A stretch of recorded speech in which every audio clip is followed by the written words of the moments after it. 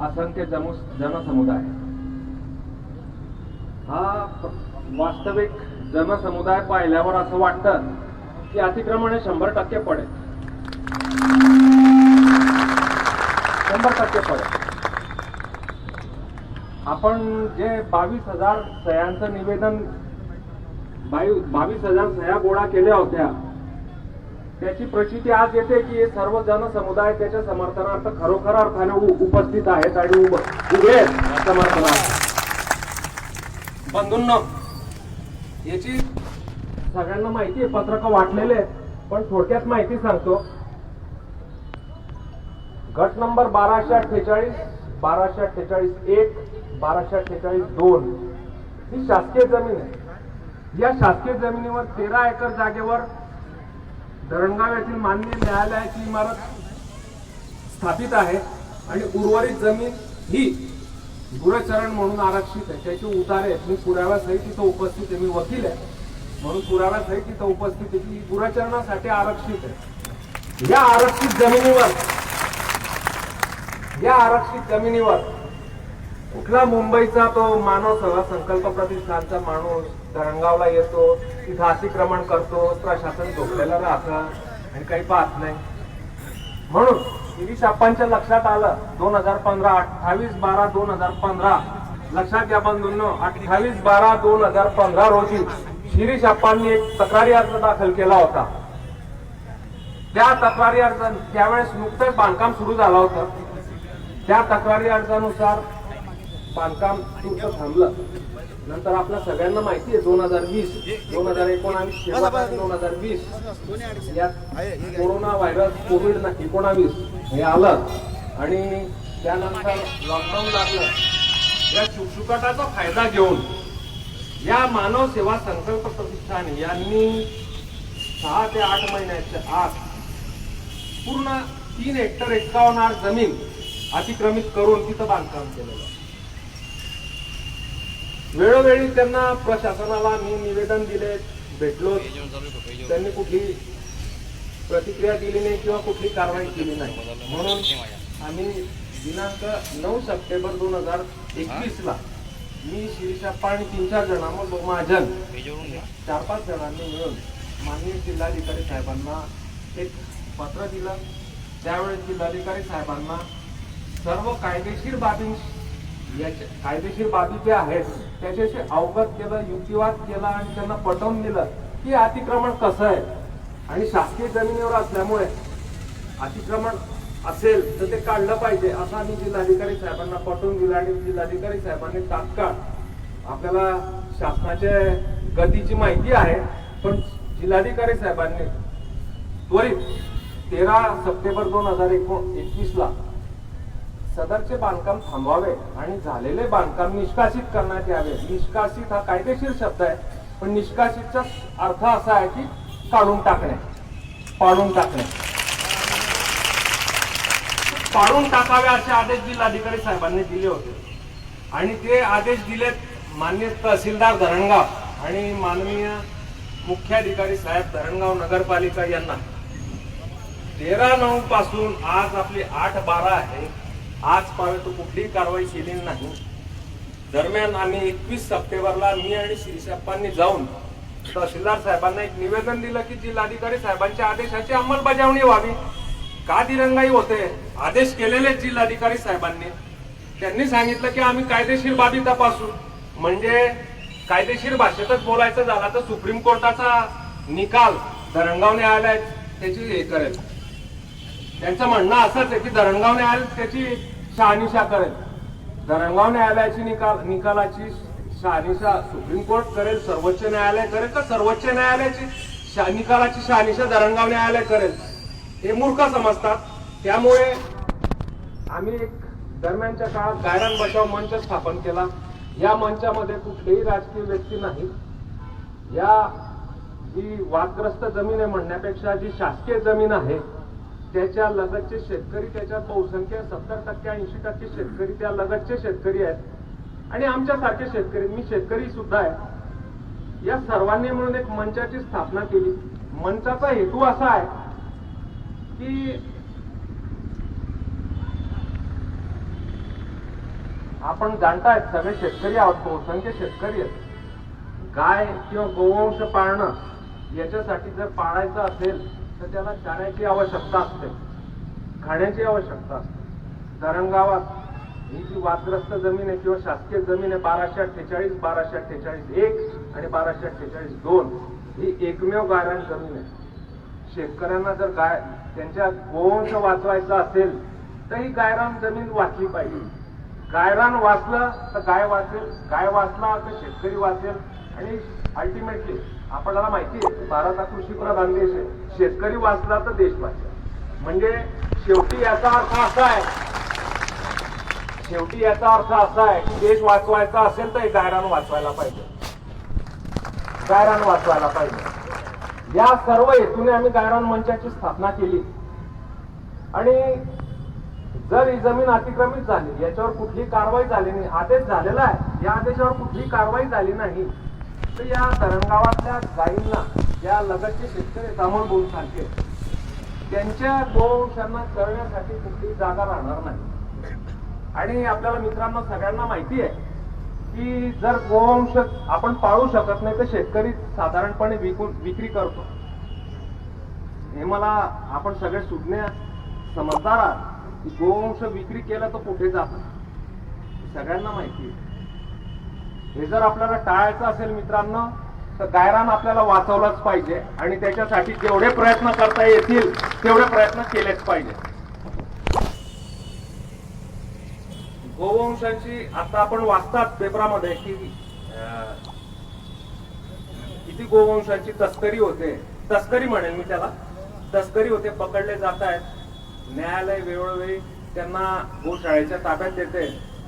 धरणगावात गोशाळा आहे, कामधेनू गोशाळा, तिथले जे गोवंश होते गाई, गुरं, गोरे, हे सर्व या 1248, 1248-1 आणि 2 मध्ये चरायला जात होते. आज ते चरण्याला जाण्यासाठी खाण्यापासून वंचित आहे. कारण या जागेवर, शासकीय जागेवर, वन विभागाच्या जागेवर आणि गायरानासाठी आरक्षित जागेवर अतिक्रमण झालं म्हणून ते वंचित झालेले. आपल्याला त्यांच्यासाठी कुठली तरी व्यवस्था केली पाहिजे. मित्रांनो, मी गायींचं महत्व फार जास्त सांगत नाही, थोडक्यात सांगतो. एक 26 ऑक्टोबर 2005 रोजी माननीय सर्वोच्च न्यायालयाने एक निकाल दिला होता. त्या निकालामध्ये गायींचं महत्व सर्वोच्च न्यायालयाने अधोरेखित केलं आणि नुसता भावनात्मक, धार्मिक, हा विषय धार्मिक नाही, भावनात्मक नाही, शास्त्रीय पद्धतीने त्याचं अवलोकन केलं, त्याच्यावर निर्णय केला. आणि सुप्रीम कोर्टाला शास्त्रीय पद्धतीने असं आढळलं की एक गाय किंवा गोवंश, सर्वोच्च न्यायालयाने गायींचं किंवा गोवंशाचं आयुष्य 15 वर्षाचं सरासरी धरलं, गृहीत धरलं.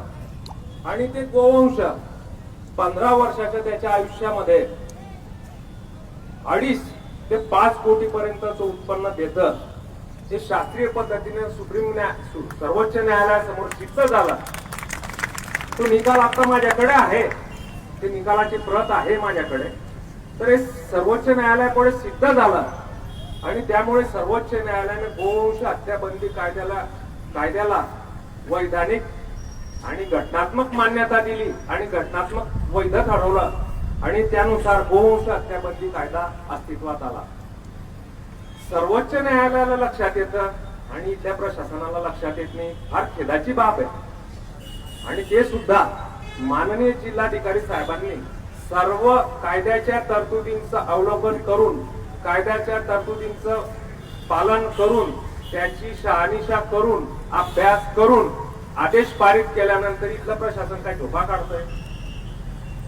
त्यामुळे आम्हाला मोर्चा काढायची कोणती आवश्यकता नव्हती. पण प्रशासनाने एकदम, आम्ही दरम्यानच्या काळात बऱ्याच वेळेस भेटलो, परंतु त्यांनी जी प्रशासकीय सरकारी टाळाटाळ असते तसे उत्तर दिलेत. त्यामुळे आम्हाला मोर्चा काढण्यास प्रशासनाने भाग पाडलेला आहे. आम्ही मोर्चा काढायला उत्सुक नव्हतो, प्रशासनाने भाग पाडलेला आहे. प्रशासनाने वेळेवर कारवाई केली असती, आम्हाला मोर्चा काढायचं कारण उरलं नसतं. म्हणून यानंतरही मोर्चानंतरही प्रशासनाने कुठलीही कारवाई केली नाही, तर यानंतर आम्ही तीव्र आंदोलन करू, उपोषण करू, जे काही आमच्याकडनं शक्य असेल ते करू, पण गोवंशांचे संरक्षण करू हे आपण सर्वांच्या साक्षीने मी आपल्याला सांगू इच्छितो. म्हणून माझी आपल्या सर्व उपस्थितांना विनंती आहे की हा मोर्चा ही फक्त सुरुवात आहे. याच्या पुढे जे काही कार्यक्रम आम्ही गायरान बचाव मंचातर्फे राबवू त्याला आपल्या सर्वांचं सहकार्य आम्ही अपेक्षित करतो आणि आपल्या सर्वांच्या साक्षीने सांगतो की अतिक्रमण निघालंच पाहिजे. आणि याच्यासाठी याच्यानंतर आम्ही तहसीलदार साहेबांना निवेदन द्यायला जाऊ. 22,000 नागरिकांनी धरणगावच्या, ऐतिहासिक आहे धरणगावचं मतदान, आपण 18 वर्षाच्या वरील सगळ्यांचं स्वाक्षरी घेतली आहे. धरणगावचं मतदान 32,000 आहे, त्यापैकी 22,000 लोकांनी आपल्याला स्वाक्षरी दिलेली आहे. ही ऐतिहासिक बाब आहे. आपण याच्यात सहकार्य कराल अशी अपेक्षा करतो. माझं प्रास्ताविक संपतो. जय हिंद, जय महाराष्ट्र. धन्यवाद भाऊ. यानंतर गायरान मंचचे संयोजक अमोल भाऊ महाजन यांना मी विनंती करतो, 2 शब्दात आपलं मनोगत आपटायचं आहे. तत्पूर्वी आपल्या जळगाव जिल्ह्याचे खासदार उन्मेष दादा पाटील यांनी सुद्धा या मोर्चासाठी सहभाग नोंदवला. गायरान मंचाच्या वतीनं मी खासदार साहेबांचे स्वागत करतो. स्वागत आहे साहेब. अमोल भाऊ महाजन. या ठिकाणी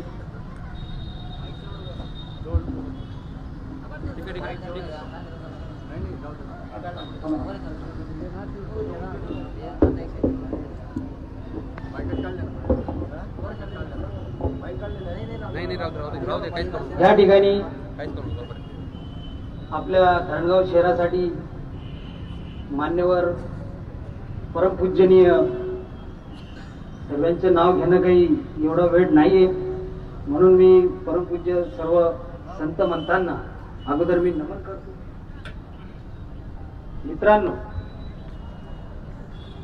माझ्या समोर बसलेले सर्व माता आणि भगिनी आणि वडीलधारे पुरुष, मी एक शेतकरी आणि गायरान मंचचा एक संयोजक या नात्याने जे काही गायरान बचाव मंचच्या वतीने जो काही कार्यक्रम आपण घेण्यात आलेला आहे या संदर्भात आमचे ॲडव्होकेट वकील साहेब यांनी सविस्तर आपल्याला माहिती दिलेली आहे. परंतु मला एवढंच म्हणायचं आहे की प्रशासनाने जे काही कामाची धुराजी घेतलेली आहे ही कोणत्या पद्धतीने चाललेली हे काही आम्हाला कळत नाही. परंतु मित्रांनो, जे काही माननीय जिल्हाधिकारी साहेबांनी जे काही आदेश आपल्याला दिलेले आहेत तर या आदेशाची अंमलबजावणी का होत नाही या संदर्भाचा विचार आपण केला पाहिजे. आणि शेतकरी, आपण सर्व शेतकरी आहात, या संदर्भात कुठलाही विषय नाही. गोमाता वाचली पाहिजे. गोमाता वाचेल तरच शेतकरी वाचणार आहे, तरच आपला हा भारत वाचणार. यासाठी मी प्रशासनाला एक विनंती करणार आहे. आमचं जे आंदोलन आहे हे आंदोलन जर का शासनाने आम्हाला लवकर याचा निर्णय किंवा अंमलबजावणी नाही केली, या संदर्भात आमचं आंदोलन हे स्थिर आम्ही चालू ठेवणार आहोत. आम्ही हक्काचा, आम्ही न्याय हा शासनाकडे मागणार आहोत. यासाठी जे काही आपले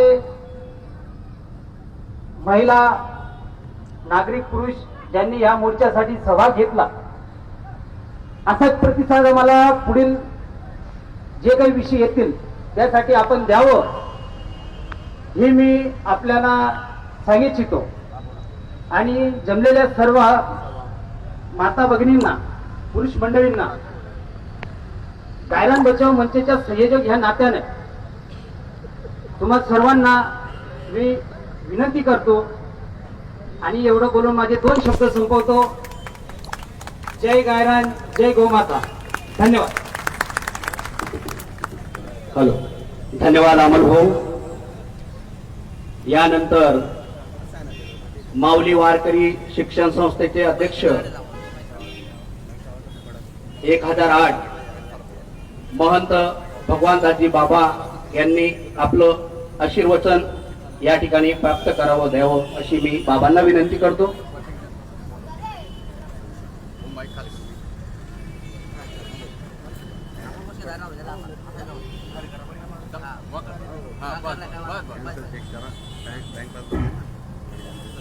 रामकृष्ण हरी. धर्माचे पालन करणे पाखंड खंडन हेच आम्हा करणे काम बीज वाढवावे नाम. या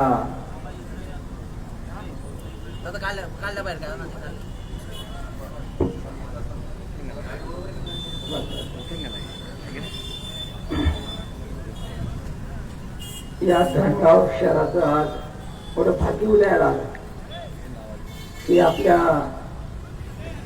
या पवित्र भूमीमध्ये श्री श्री 1000 महामंडलेश्वर जनार्दनजी महाराज फैसपूर पतसंस्था संचालक अध्यक्ष आणि राम मंदिर कोषाध्यक्ष हे या ठिकाणी उपस्थित आहात. त्याचप्रमाणे महंत श्री नारायण स्वामी दासजी महाराज रामेश्वर मठाधिपती, त्याचप्रमाणे आमचे आपला राजा महाराज असतील आणि सर्व माता भगिनी पुरुष मंडळ सर्व या कार्यक्रमाकरता सहकार्य केलं. कारण का की हा जो खेळ आहे हा एकट्याचा नाही, म्हणून आमचे संत महात्मे सांगतात की एकमेका सहाय्य करू अवघा धरू सुपंत एकल्याचा नो खेळ म्हणून मेळ मिळविला. हा सर्व करताच आहे हा वेळ आणि सर्वांनी भाग घ्यायलाच पाहिजे. कारण का गौवा से क्या नाता है, गौवा हमारी माता है. विचार करा, आज गाई वाचेल तर हा देश वाचेल. महाराज बाबा मी वृंदावनला गेलो होता. वृंदावनला गोशाळा पाहिली रमेश बाबांची. त्या गोशाळेत किती गाई असतील हो? त्या गोशाळेमध्ये किती गाई असतील? 60,000 गाई त्या गोशाळेमध्ये. किती? 60,000 गाई. आणि त्या वृंदावनमध्ये पूर्ण गाईच्या मी हे केलं त्याने ते तिथे 250 गोशाळा. किती? 250 गोशाळा कुठे आहेत? उत्तर प्रदेशमध्ये, मध्य प्रदेशमध्ये. काय तर मानलं पाहिजे योगीनाथजींना. योगीनाथजींची महाराज गोशाळे करता किती सहकार्य करतायत, किती पैसा ओढतायत त्या गोशाळे करता, मानलं पाहिजे. पण दुर्दैव असं आहे मला आमचं आलं की आमची जिथे गोशाळा आहे तिथे आमचं गाईचं सेवा करतो आम्ही. तिथे आमचे दुर्भाग्य की आम्हाला कोणी सहकार्य करत नाही. माझ्याकडे गाई आहेत महाराज, कोणी चारा द्यायला तयारी गाईंना. काय विकत चारा आणावं लागतो गाईंना, मी काही खाऊ लागतो.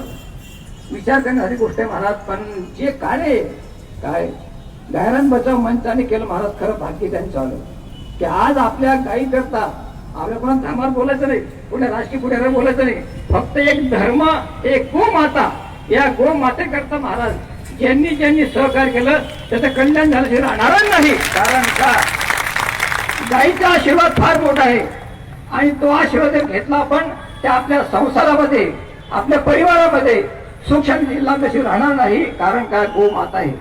काय म्हणून या कार्यक्रमाकरता टाइम भरपूर झालेला आहे, बोलण्यासाठी भरपूर आहे. पण मला एकच सांगायचे की या कार्यक्रमाकरता ज्यांनी नियोजन केलेलं आहे आणि त्या नियोजनाकरता सर्व ग्रामस्थांनी, बाहेर गावून आलेल्या मंडळींनी, गावातल्या मंडळींनी याच्यात फार मोठ्या उत्साहाने भाग घेतला आणि भाग घेऊन याला चांगल्या प्रकारे शोभा आणली. कारण का आणि हे जे कार्य, हे कार्य राजकीय पुढारी किंवा कुठल्याही कार्यक्षेत्रात कुठल्याही याच्यामध्ये भाग नाही. हे फक्त आपल्या एक शेतकऱ्याकरता आहे. कारण का हा शेतकरी काय करतोय महाराज, शेतकरी किती कष्ट करतोय, शेतकऱ्याकडे कोणी पाहत नाही. महाराज विचार करण्यासाठी गोष्ट आहे की माझा शेतकरी आज दुखी आहे. शेतकरी नुसता लोकांनी आव्हान करतात, येऊ करू ती करून निघेल तर मैं क्या करू.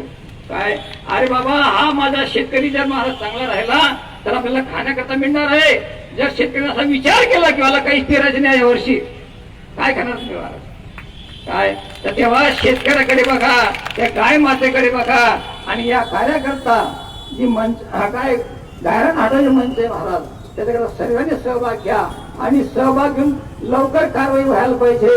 कलेक्टर साहेबांना विनंती आहे, काय शिवसाहेबांना विनंती आहे, काय तहसीलदारांना विनंती आहे की बाबांनो हे कार्यक्रम तुम्ही लवकरात लवकर काय अंमलबजावणी करा आणि पुढचा मागणी करा असं सगळ्यांना विनंती करतो. माझे 2 शब्द संबोधतो. रामकृष्ण आहे. धन्यवाद बाबा. यानंतर रामेश्वर येथील परमपूज्य महंत स्वामी नारायण चारे महाराज यांना मी विनंती करतो की आपण आशीर्वचनपर 2 शब्द बोलावे अशी महाराजांना विनंती करतो. हरी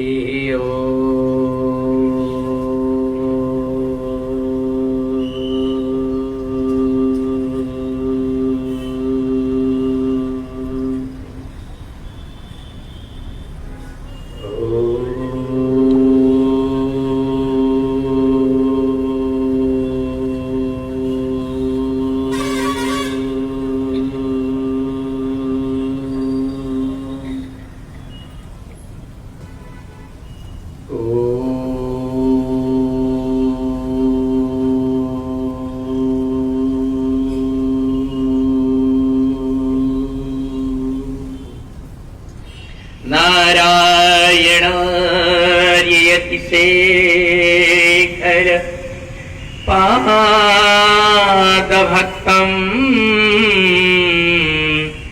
गोपालदेशिकवैराप्त समस्तबोधम्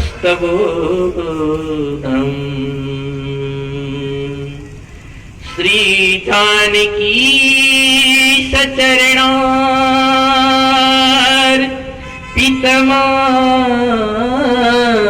पितमान साब्जम्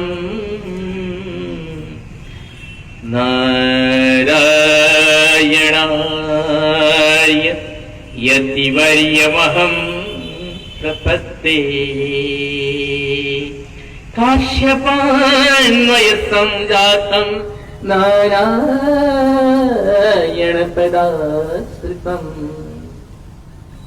श्रीमन्नारायणं वन्दे यतीश्वर श्रियाजुषम्.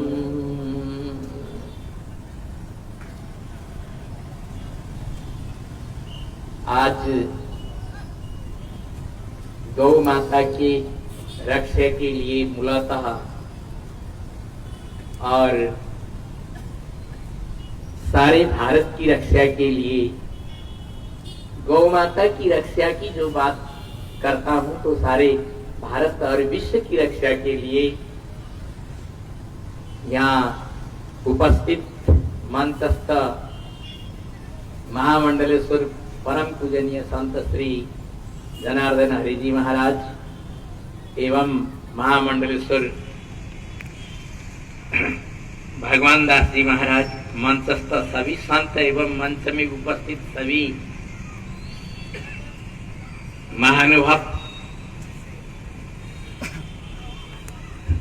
यहाँ के सांसद उमेश दादा पाटिल जी और जो हैं यहाँ उपस्थित सभी गण्यमान्य लोग सभी महानुभाव एवं भक्ति स्वरूपा माताएं, सभी गो भक्त को मैं वंदन करता हूं। गौ रक्षा की जब बात हम करते हैं तो विश्व का रक्षा होता है। गाव विश्वस्व मातरः, ऐसा वेद में शब्द आया है। गौ विश्व की माता है। इसकी वास्तविकता मैं बताना चाहता हूं कि गौ विश्व की माता इसलिए है, विश्व में चाहे किसी समुदाय के व्यक्ति हो, किसी भी धर्म और जाति का हो, लेकिन कोई ऐसा व्यक्ति नहीं कि जिसने गौ का दूध न पिया हो। कह दे कि मुझे, अगर कोई ऐसे व्यक्ति ने गौ का दूध न पिया हो तो कह दे। अगर जिस व्यक्ति ने, कोई व्यक्ति बोले कि मैंने गौ का दूध नहीं पिया है, तो उसने जरूर गौ माता के दूध से चाय तो जरूर पिया होगा, कॉफी पिया होगा, या कोई न कोई चीज ऐसी पी होगी। तो विश्व का कोई भी व्यक्ति है वो गौ माता का पुत्र ही है। मैं ऐसा शास्त्र, हमारा शास्त्र, सनातन शास्त्र निर्देशित करता है। इसीलिए गौ विश्व की माता है। यदि भारत को विश्व की बचाने के लिए बात करते हैं, भारत यदि करता है, भारत के ऋषि मुनि करते हैं, भारत के सभी भक्त लोग करते हैं, महानुभाव लोग करते हैं कि विश्व बचे। भारत ही ऐसा देश है जो कि विश्व को बचाने के लिए बात करता है। नहीं तो सब जगह से आज झगड़ा हो रहा है, सब जगह से संघर्ष हो रहा है, सब जगह से दिक्कतें हो रही हैं और प्रकृति में भी इतनी दिक्कत आ रही है। ग्लोबल वार्मिंग हो रहा है, सब जगह से पशु प्राणियां मर रहे हैं, मनुष्य त्राहिमाम हो चुका है। अनेक प्रकार प्रकृति के प्रकोपों के द्वारा मनुष्यों के निर्मित से अनेक प्रकार के बीमारियां और अनेक प्रकार की परेशानियां से पूरे विश्व आज गुजर रहा है। तो ऐसी स्थिति में एकमात्र जो गौ माता है वो विश्व को बचा सकती है। भारत को ही नहीं, पूरे विश्व को। विश्व में मैं कह दूं, अमेरिका, इंग्लैंड, आज पूर्व समय में भारत में 132 प्रकार की 32 गौवंश की प्रजातियां थी, लेकिन आज वो समाप्त होकर के, लुप्त होकर के आज मुश्किल से 31 प्रकार की प्रजातियां भारतवर्ष में मिलती है। लेकिन ये 132 प्रकार की प्रजातियां यदि आपको देखना है तो आपको लंदन में मिलेगा, क्योंकि यहाँ से गौ ले जा करके वहां उन्होंने वो प्रजाति को बचाया है। यहाँ के भारत के प्रजातियों को पूरा नष्ट कर दिया है अंग्रेजों ने। सबसे पहले भारतवर्ष को यदि तोड़ना है तो गौ माता को नष्ट करो, गुरुकुल को खत्म करो, जिससे जहां गुरुकुल से हमें शिक्षा प्राप्त होता है था, वेदों के बारे में ज्ञान होता था, अपने संस्कृति के बारे में, राष्ट्र के बारे में ज्ञान होता था, वो सारे शिक्षा को ध्वस्त करने के लिए सबसे पहले अंग्रेजों ने गौ माता को नष्ट कर दिया। क्योंकि गौ से ही हव्य और काव्य मिलता है, यानी कि हव्य सामग्री से हम देवताओं को हवन यजन आदि करके संतुष्ट करते हैं, फिर पृथ्वी पर वर्षा होती है, वर्षा होती है तो फिर यहाँ हरा भरा होता है, अन्न उपजता है, तो उसी अन्न से प्राणियों का, सारे संसार का रक्षा होता है। और काव्य से हम देवताओं के लिए तर्पण करते हैं। तो वो दोनों पदार्थ, भविष्य और कविष्य, दो प्रकार की जो पदार्थ गौ माता से जो प्राप्त होता है, दूध, दही, घी, गोमूत्र और गोबर, ये बहुत बहुमूल्य है। इससे बहुमूल्य और कोई पदार्थ पृथ्वी पर नहीं है। गौ माता से कोई भी ऐसा मूल्यवान और पवित्र प्राणी कोई नहीं है। गौ माता के मुंह से निरंतर कार्बन डाइऑक्साइड और जितने भी ऑक्सीजन वगैरह जो हम ग्रहण करते हैं, तो उससे 100% ऑक्सीजन देने की क्षमता है गौ माता में। देखिए, एक गौ में हम लगभग केवल 18% ही उसमें ऑक्सीजन है जलवायु मंडल में, और 72% जो है 72% ऑफ गैसेस है वो अदर है।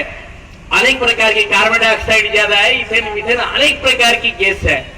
तो इसमें से गौ माता, हम भी सब वो सब गैस लेते हैं सभी, क्योंकि कोई ऐसी व्यवस्था तो नहीं है कि ऑक्सीजन ले, लेकिन 18% ऑक्सीजन हमारा फेफड़ा अवशोषित करके और कार्बन डाइऑक्साइड सब बाहर निकालता है। लेकिन गौ माता ऐसी प्राणी है जो कि 100% कार्बन डाइऑक्साइड को सब और गैसों को लेकर के पृथ्वी के लिए 100% ऑक्सीजन देती है। 100% ऑक्सीजन देती है। ऐसा कोई प्राणी नहीं है संसार में।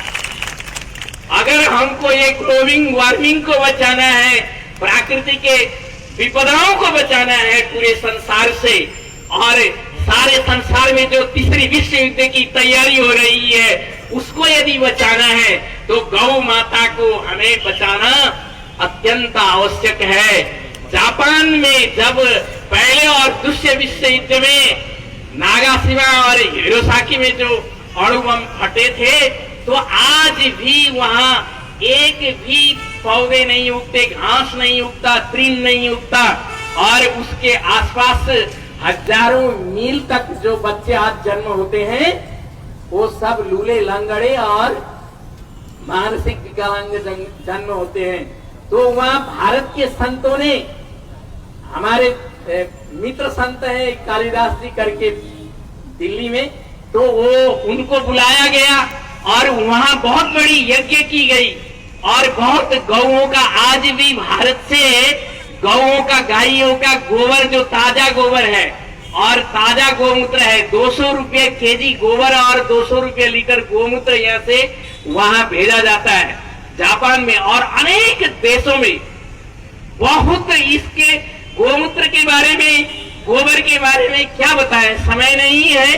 समय न होने के कारण मैं बहुत सबसे विनती करता हूं, हमारे देश में रहने वाले चाहे मुसलमान क्यों ना हो, क्रिश्चियन क्यों ना हो, विश्व में रहने वाले कोई भी जाति और धर्मावलंबी क्यों व्यक्ति ना हो, वो सब व्यक्ति गौ माता का ही पुत्र है। मैं ऐसा समझता हूँ। इसका कारण क्या है कि गाव विश्व से मात्र, गौ विश्व की माता है और कोई भी ऐसा व्यक्ति नहीं कबूल सकता है, कह सकता है कि मैंने गौ का दूध नहीं लिया हो, इसीलिए वो गौ माता का ही संतान है। दूध के बिना कोई बच्चा नहीं है। इन्हीं शब्दों से मैं यहाँ आए हुए समस्त जितने भी यहाँ आए हैं गौ भक्त, और ये जो गौ धर्म जो जमीन है यहाँ की, इसको तो ये तो बचेगा ही, ये कोई बड़ी बात नहीं है। लेकिन आप लोगों ने ठाना तो पूरे महाराष्ट्र में जहां जहां गौचरण है और पूरे भारत में जहां जहां गौचरण की व्यवस्था है, वो गौचरण को ही मिलना चाहिए, ये मैं आह्वान करता हूं। और उन्नीस दादा से मैं प्रार्थना करता हूं कि वो इस संदर्भ में अपने संसद में कोई बात उठाएं कि ताकि कोई ऐसी सहमति बने कि भारतवर्ष और आगे बढ़े, जिसके कारण भारतवर्ष का जो मूल आधार कृषि है वो संपन्नशाली हो और विश्व को हम अन्न दे सकते हैं, विश्व को हम बहुत सारे चीज दे सकते हैं। उसके लिए हमें सबसे पहले गौ माता को सबल करना होगा, कृषक को सबल करना होगा, भारतवर्ष को सबल करना होगा, भारतवर्ष के ऋषि मुनियों के विचारों को आगे बढ़ाना होगा। विश्व में यदि शांति स्थापना के लिए किसी ने यदि कुछ किया है तो भारतवर्ष के सनातन परंपरा और ऋषि मुनियों ने किया है। ये विश्व मानता है। हर एक देश आज झगड़ने के लिए, लड़ने के लिए धर्म तैयार है, लेकिन फिर भी यहाँ की जो भारतवर्ष की ऋषि मुनियों की परंपरा और विचारधारा है, गौवंश की विचारधारा है, ये गौवंश की परंपराओं से हम जीवित है।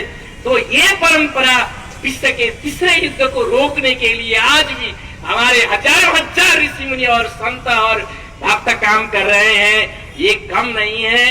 इन्हीं शब्दों के साथ मेरे जहां तक भी आवाज गया हो, एक एक कांच में आवाज गूंजते रहना चाहिए कि हमें गौ माता को जैसे भी हो बचाने के लिए हर प्रयास हम सनातन धर्मी को, हिंदू धर्मी को गौरव होकर के उस कार्य को करना चाहिए। ये सब संकल्प करें सब लोग। मैं आंतरिक हृदय से प्रार्थना करता हूँ, गौ माता की, गौ माता की, जोर से बोलिए, गौ माता की, भारत माता की, भारत माता की, भारतवर्ष के सभी साधु संतों की, सभी तीर्थों की, सभी हरिभक्तों की, भगवान ज्ञानेश्वर महाराज की।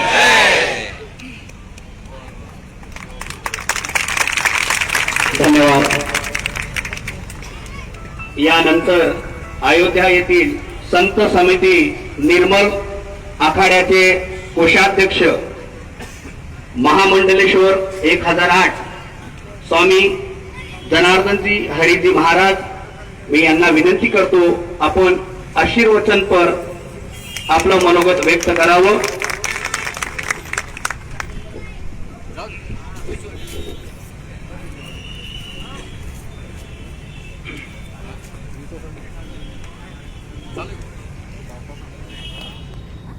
सच्चिदानंद रूपाय विश्वोत्पत्त्यादि हेतवे तापत्रय विनाशाय श्रीकृष्णाय वयं नमः।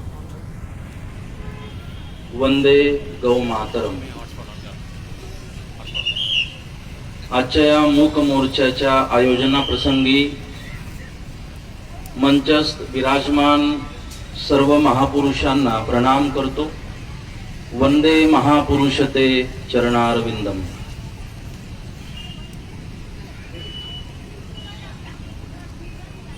आधीच आपण सर्व तापलेले आहात, त्याच्यामुळे मी आणखी काही जास्त तुम्हाला तापवणार नाही।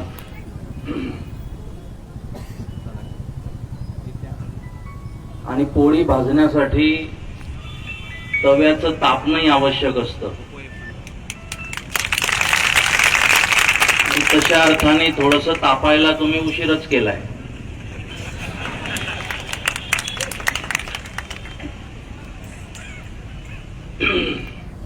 परमेश्वराची पण कृपा आहे की तोही घाबरूनच आज सूर्यप्रकाश देतोय, आणखी जास्त ताप वाढायला नको म्हणून। याचा अर्थ आज तुमच्या या भावनेची, तुमच्या श्रद्धेची आज सूर्यदेवाने नोंद घेतली आहे।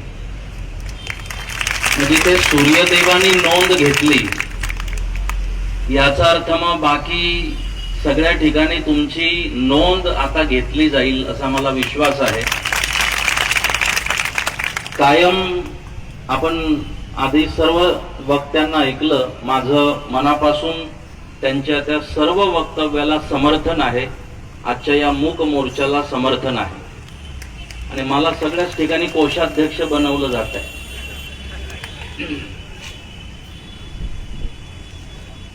आजची ही तुमची उपस्थिती, तुमची भावना नक्कीच याची सर्व स्तरावर नोंद घेतली जाईल। एक प्रश्न इथे कायम उपस्थित होतोय मी आल्यापासून की हा न्याय का मिळत नाही। जर हे योग्य आहे, संविधानानुसार आपण विनंती केली आहे, आपण कायद्यानुसार विनंती केली आहे, मग ही वेळ का येते? मी एक मुद्दा तुमच्या लक्षात आणून देतो। जर अशा विषयांसाठी पण मोर्चाची वेळ येते जे कायद्यानुसार आहेत, जर एवढ्या लहानशा विषयासाठी सुद्धा मोर्चा काढायची एवढ्या मोठ्या संख्येने वेळ येते, तर हा माझ्या तुमच्यासाठी चिंतनाचा विषय आहे। ही गरज, ही वेळच येता कामा नये। परंतु जर या मोर्चाची वेळ येत असेल, अशा पद्धतीने संघटित होऊन आपल्याला आयोजन एवढ्या छोट्याशा विषयासाठी करावी लागत असतील, तर कुठेतरी आपणही चुकतो आहे। कारण की आम्ही संघटित होत नाही। आम्ही मान, सन्मान, समाज, जात, संप्रदाय, पंथ, देव ह्याच्यामध्ये गुरफटून आहोत। आणि ह्याचा नतीजा आहे की तुम्हाला एवढ्या लहान विषयासाठी आक्रमक व्हावं लागतं। अजून फार मोठे विषय आहेत, ज्या विषयांचं अजून आपण चिंतनही करत नाही, जे अजून आपल्यापर्यंत हळूहळू पोहोचतायत, त्या विषयांचं तुम्ही काय करणार?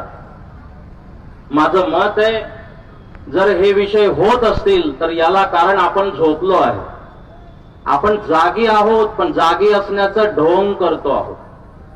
पण खऱ्या अर्थाने या काही गोष्टींच्यासाठी आपण झोपलो आहोत, आपण आळशी झालो आहोत। आपल्या मनात एकमेकाविषयीचे मतभेद वाढले आहेत। आम्ही विभागले जातोय। ज्या विभाजनाचा फायदा आजपर्यंत या भारत देशात घेतला गेला, ते विभाजन आजही वेगळ्या पद्धतीने सुरू होत आहे। माझा देव, माझा मठ, माझा संप्रदाय, माझं समाज, माझी जात, यामध्ये तुम्हाला गुरफटवून ही सगळी कामं केली जात आहेत। माझा जो संप्रदाय आहे, माझा ज्या देवावर विश्वास आहे, मी ज्या समाजाचा, ज्या जातीचा आहे, त्याचा मला स्वाभिमान असला पाहिजे।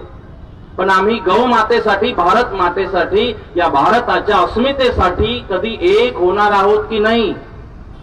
आम्ही समाज म्हटलं की पटकन एकत्रित येतो, आम्ही संप्रदाय म्हटलं की आज माझ्या संप्रदायाचा इथे कार्यक्रम असताना महान मोठी गर्दी झाली असती, 100%.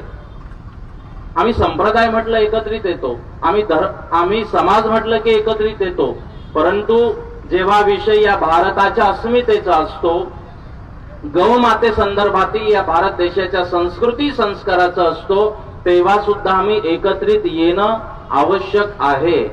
आजचा हा मोर्चा कुणाच्या विरोधात नाही, आजचा हा मोर्चा अस्मितेसाठी आहे.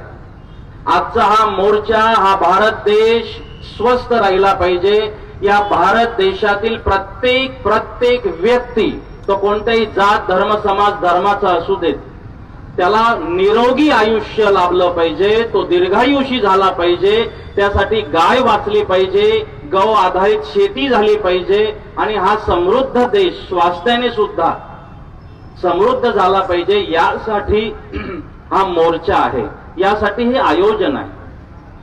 जसं महाराजांनी वर्णन केलं की गावो विश्वस्य मात्र, ही गाय माता सर्वांच्यासाठी पूरक आहे. ही धर्म बघत नाही, ही जात बघत नाही, समाज बघत नाही, गरीब श्रीमंत बघत नाही, ही प्रत्येकासाठी गौ माता सेवा देत असते. तिच्या स्वभावामध्येच परोपकार असल्याने आपण तिला आई म्हणून स्वीकारलं. आपण कृष्णांना मानतो, आपण भगवान श्री रामांना मानतो, आम्ही छत्रपती शिवाजी महाराज महाराणा प्रतापांना आम्ही मानतो, परंतु त्यांचं किती मानतो हे जास्त महत्वाचं आहे. श्रीकृष्णांची मंदिरं आम्ही निर्माण करतोय, श्रीकृष्णांची उपासना करतोय, आम्ही श्रीकृष्णांची प्रसन्नता व्हावी म्हणून प्रार्थना, कथा, प्रवचन आणि ह्या सगळ्या गोष्टी करतोय. पण ज्या श्रीकृष्णाने नग्न पावलांनी त्या गोकुळाच्या वनवासात जंगलात नग्न पावलांनी गोमातेची सेवा केली, त्या सेवेचा आम्हाला विसर पडलाय. आम्ही गोपाल म्हणून त्या देवाला स्वीकारलं. त्या देवाने जलसंवर्धनाची कामं केली, स्वतः तो डोह साफ केला, त्यातून कचरा काढून तो त्या डोहातील पाणी गोकुळवासियांना उपलब्ध करून दिलं. जलसंवर्धनाची कामं छत्रपती शिवाजी महाराज आणि गोपाल कृष्णांनी त्यावेळी केली. त्यावेळी गोसंवर्धनाची कामं केली, वृक्ष संवर्धनाची गोवर्धन पूजेच्या माध्यमातून कामं केली. आम्ही एकीकडे गोपाल कृष्णांचं कार्य विसरलो आणि गोपाल कृष्णांची फक्त आरती सुरू ठेवली. पण माझं असं स्पष्ट मत आहे की तो परमात्मा तुमची आरती आणि पूजा तेव्हा स्वीकारेन जेव्हा त्याने सांगितलेल्या गोष्टीचं आम्ही आचरण करू. मी नवीन तुमच्याशी नाही बोलत आहे. गोपाल कृष्णांनी हाच धर्म आम्हाला शिकवला. गो संवर्धन सांगितलं, कशासाठी? समृद्ध शेतीसाठी, शेतकऱ्यांच्यासाठी. म्हणून आजचा मूक मोर्चा शेतकऱ्यांच्यासाठी आहे, समृद्ध भारत होण्यासाठी आहे, गौ आधारित शेतीसाठी आहे आणि गाय वाचविण्यासाठी आहे. इथे कोणाचाही कोणताही स्वार्थ नाही, कुणाचा विरोध नाही. कारण की हिंदू धर्माची व्याख्या भांडण करण्यासाठी हिंदूंनी आजपर्यंत कधीच कोणती आंदोलन केली नाही. हिंदू धर्मांनी दंगली व्हाव्यात म्हणून पुढाकार घेतला नाही, त्याचं निमित्त हिंदू धर्म कधीच बनला नाही. कारण की आजही प्रत्येक हिंदू मंदिरांच्या मधून आवाज येतो, विश्व का कल्याण हो. आजही जर आपण प्रत्येक मंदिरातली घोषणा ऐकली तर विश्व का कल्याण हो, वसुधैव कुटुंबकम हा आर्य वैदिक हिंदू सनातन संस्कृतीने दिलेला आम्हाला मंत्र आहे. आमच्यासाठी वसुधैव कुटुंबकम, हे विश्वची माझे घर, हा मंत्र आम्हाला संतांनी दिला. म्हणून कधीच आर्य वैदिक हिंदू संप्रदायाने या धर्माने कधीच मुस्लिमांना हिंदू बनवा, ख्रिश्चनांना हिंदू बनवा आणि आक्रमण करा, या पद्धतीने कुणाच्या भावनेला ठेच पोचवा, दंगली निर्माण करा, तुम्ही भांडणं करा, असं कधीच केलं नाही. परंतु जर हिंदू धर्म ही भांडणं होऊ नयेत, या दंगली होऊ नयेत, या भारतातला जो सौहार्द स्वभाव आहे, या भारताची समरसता आहे, ती अखंडित राहावी यासाठीच कायम हिंदू धर्मातील संतांनी प्रयत्न केली. कोणीही समाजाला उकसवायची प्रयत्न केली नाहीत. परंतु याचा अर्थ असा नाही की हिंदू अस्मिता, हिंदू संस्कार, हिंदूंचे उत्सव, हिंदूंची गौमाता याची जर हत्या होत असेल, यावर जर आक्रमण होत असतील तर मात्र आपल्याला जागा व्हायची आवश्यकता आहे. कारण की अजगराची गोष्ट प्रत्येकाला माहिती आहे की त्या अजगराला नारदांनी सांगितलं की तुझ्यापासून सगळं गाव भयभीत आहे, म्हणून तू थोडं शांत हो. तो शांत झाला, पण गावकऱ्यांनी बघितलं की हा पडून आहे, नेहमी सारखा त्रास देत नाही, म्हणजे बहुतेक हा मेला. मग लाठ्या काठ्यांनी त्याला रक्तबंबाळ केलं, त्याच्याशी खेळ केला. थोड्या दिवसांनी येऊन नारदांनी बघितलं तो रक्तबंबाळ झालाय अजगर. तेव्हा त्या अजगराला विचारलं, अरे हे झालं काय? म्हणे तुमच्या सांगितल्यानुसार मी वागलो आणि रक्तबंबाळ व्हावं लागलं, पण नारदांनी सांगितलं ते तुमच्यासाठी बोलतोय. नारदांनी सांगितलं की अरे मी तुला शांत राहायला सांगितलं, परंतु जर कोणी लाठ्या काठाने तुला रक्तबंबाळ करत असतील तर तुला फुटकार करायला हवा होता. तू फुटकार करणं अपेक्षित आहे, शांत राहायचंय. परंतु जर लाठ्या काठ्याने तुम्हाला तुमच्या संस्कृतीला, तुमच्या परंपरेला, उत्सवांना जर कोणी रक्तबंबाळ करत असेल तर आजच्या सारखा फुटकार करणं अपेक्षित आहे. यासाठी मला असं वाटतं धरणगाव परिसरात सुद्धा समरसता असलीच पाहिजे, एकात्मता असलीच पाहिजे, बंधुत्व भाव असलाच पाहिजे, एकमेकाच्या श्रद्धेचा सर्वांनी मान सन्मान केलाच पाहिजे. कुणालाही कुणाच्या धर्माची अवहेलना करायचा अधिकार नाही, कुणालाही कुणाच्या भावनेचा खेळ करायचा अधिकार नाही. परंतु ज्या पद्धतीने आपण या नियमांचं पालन करतो आहे, करत राहिलोय, आपल्या संतांनी तो उपदेश केलाय, त्या पद्धतीने सर्वांनीच एक दुसऱ्याच्या भावनेचा, श्रद्धेचा जर विचार केला तर मला असं वाटतं की ही समरसता भारतात आणखी वाढत जाईल, ज्याची अपेक्षा आपल्या संतांना आहे, ज्याची अपेक्षा महापुरुषांना आहे. म्हणून आपण सर्वांनी कायम जर गौमातेच्या साठी, या भारतातील समरसता निर्माण करण्यासाठी कायम एकत्रित आलो तर मला असं वाटतं एक चांगले परिणाम भविष्यात आपल्याला सर्वांना बघायला मिळतील. अखिल भारतीय सन समिती, ज्या सन समितीमध्ये मी कार्यरत आहे, त्या समितीच्या माध्यमातूनही मी तुम्हाला शब्द देतो की जर यावर जर चांगली चर्चा झाली, सकारात्मक चर्चा झाली तर ठीक, नाहीतर तुम्ही जर आवाहन केलं ज्यामध्ये 127 संप्रदायांचं हे पूर्ण भारतातील संघटन आहे अखिल भारतीय सन समिती, या सन समितीला जर आपण आवाहन केलं तर 127 संप्रदायाचे सर्व संत महात्मा धरणगाव मध्ये येऊ शकतात, येतील.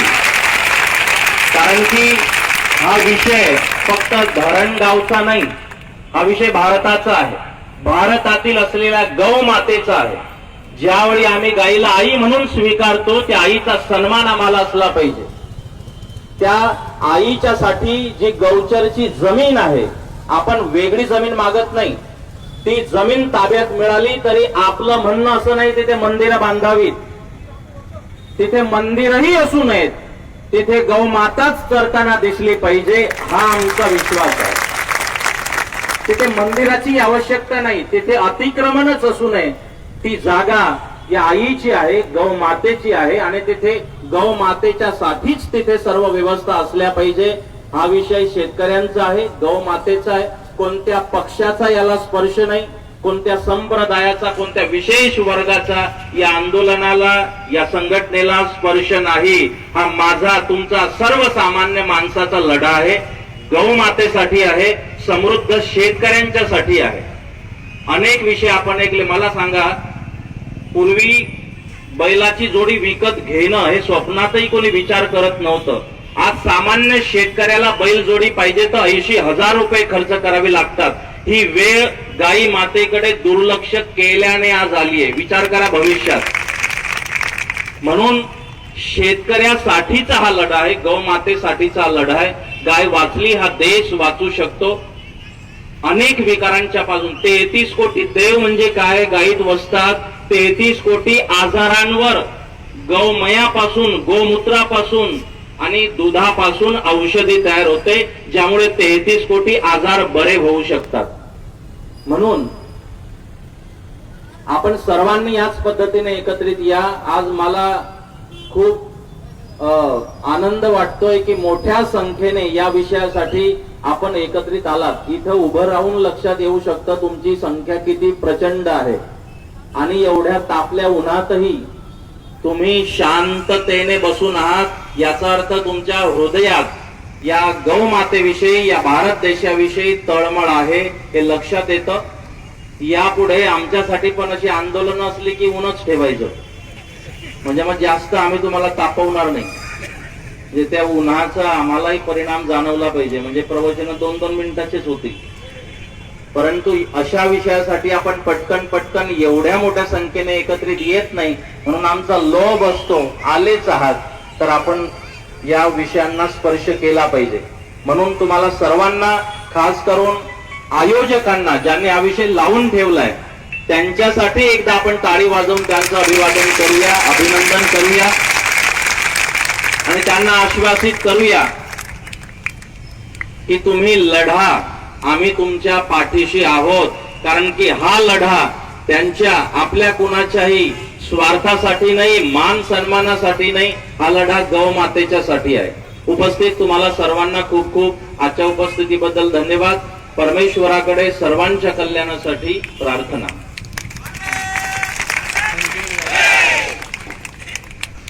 यानंतर गायरान मंचचे सदस्य घनशंभू पाटील हे आभार मानतील.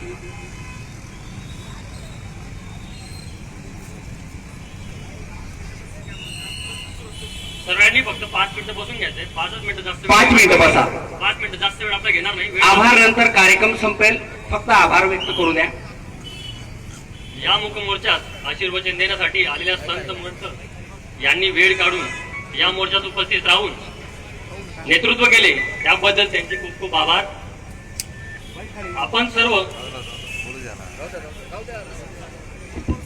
आपण सर्व गोप्रेमी माता बंधू भगिनी मोठ्या संख्येने या ठिकाणी उपस्थित राहिले आणि मुख मोर्चाचे गांभीर्य ओळखून जो संयम दाखवला, त्याबद्दल आपले सर्वांचे आभार. व्यापारी बंधूंनी आपली दुकानं बंद ठेवून सहकार्य केल्याबद्दल त्यांचे आभार. तसेच डॉक्टर मेडिकल असोसिएशन, वकील संघ तसेच वेगवेगळ्या संघटनांनी या मोर्चाला पाठिंबा दिला, त्याबद्दल त्यांचेही आभार. नगरपालिका प्रशासन आणि पोलीस प्रशासन यांनी वेळोवेळी सहकार्य करून मोर्चा सुरळीत पार पाडण्यास मदत केली, त्याबद्दल त्यांचेही आभार. या मोर्चाला कालच भारतीय जनता पार्टीने पाठिंबा दिल्याबद्दल त्यांचेही आभार.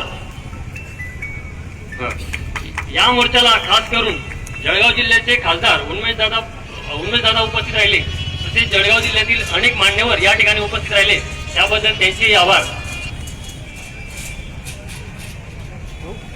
येवले साऊंड सिस्टीम यांनी या सभेची चांगली व्यवस्था केली, त्याबद्दल त्यांचेही आभार. या ठिकाणी आपला पत्रकार बंधूंनी या मोर्चाला प्रसिद्धी दिली, त्याबद्दल त्यांचेही आभार.